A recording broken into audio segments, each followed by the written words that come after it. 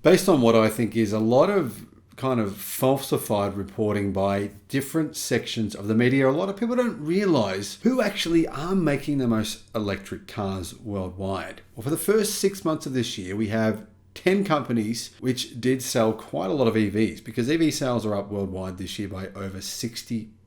Who were they? Who actually really was in first place? Was it in fact BYD, or does Tesla still hold first place? And who is this new company that no one ever has even pretty much heard of that's all of a sudden jumped past nearly everyone to put itself up into third place worldwide? Hello, my friends. Welcome to the channel. Great to see you. Thank you for tuning in. I'm Sam Evans, and you're watching the Electric Viking. Yes, it's true. Tesla is still in first place. No, it's not true. BYD has not yet overtaken Tesla. Now, if you are to count plug-in hybrid sales, then yeah, I mean, obviously BYD is way ahead of Tesla, but it has been proven, unfortunately, usually driven as a gasoline-powered vehicle. Has been proven by the entire European Union. People usually don't drive them as EVs, meaning I don't see how people still believe they qualify to be a purely electric car, because they simply are not. They have an exhaust, they have a fuel tank, they have an engine. So let's just look at EV sales only. In EV sales only, yes, like I said, Tesla is in first place. But there is a very interesting numbers here, because we've seen tremendous growth, and it's not from who you'd be thinking it is. Now, the Volkswagen Group, have they grown their EV sales? Yeah, a little bit. However,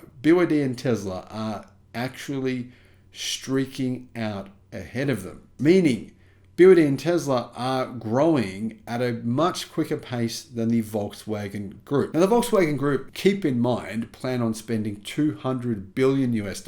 Yeah, that's a lot of money considering they already have $186 billion in debt on EV production. But their production has stalled. Sales have not gone quite the way they expected them to do so. Now, that is starting to change, particularly in China, which is their most important car market worldwide. The key reason for this, Volkswagen sold the ID.3 in China for $16,500 US. Now, yes, it's more than twice that price everywhere else in the world. So you can see why the Chinese are buying it. In the first 6 months of this year, Tesla delivered 889,000 electric cars. BYD, 615,000. Of the Volkswagen Group, 311,000. SAIC, or SAIC, which is a state-owned, Chinese state-owned company, which also is partly owned by Alibaba. They delivered 309,000. The Geely Volvo Group delivered 236,000. So you can see there that Hyundai and Kia, who used to rank either third, fourth, or fifth, have fallen out of the top 5 in those rankings.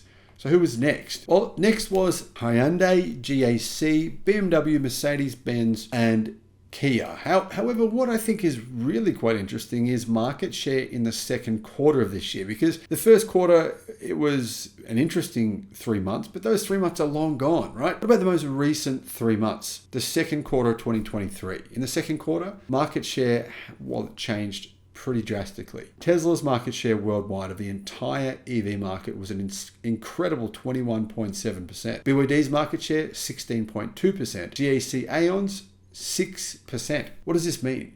This means that GAC Aeon have gone from being in around about 7th place worldwide in the first quarter to 3rd place worldwide in the second quarter. Staggering growth. I've reported on that on a number of occasions here on the channel.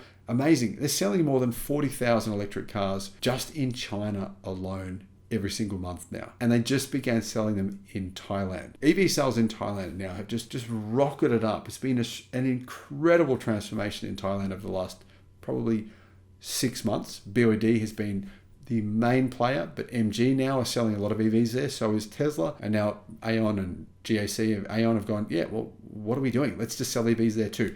So GAC Aeon, they plan on entering a number of markets. They want to enter Europe. I've heard they want to enter Australia, potentially New Zealand. So yeah, this is a company that's growing at a staggering pace. They're now 3rd in the world with EV production. They've well and truly leapt ahead of Volkswagen Group. When you think about it, GAC Aeon now having 6% market share. That's a pretty big drop off to Volkswagen as a group with 4.7% market share. That's followed by SAIC GM Wuling with 4.4%. Hyundai is next with 3.6%, BMW 3.6%, Mercedes-Benz 2.8%, Kia 2%, and Audi 1.9%. Now, realistically, BMW, Mercedes-Benz, and Audi have actually done quite well. They've all nearly doubled or have doubled EV sales in the second quarter of this year versus the second quarter of last year. So kudos to the Germans for doing better than, well, all the Japanese automakers, significantly better. They're well ahead of them. And it reminds me of that story, right? If a bear is chasing you in the forest, just make sure you're not the last one in the group, or not the last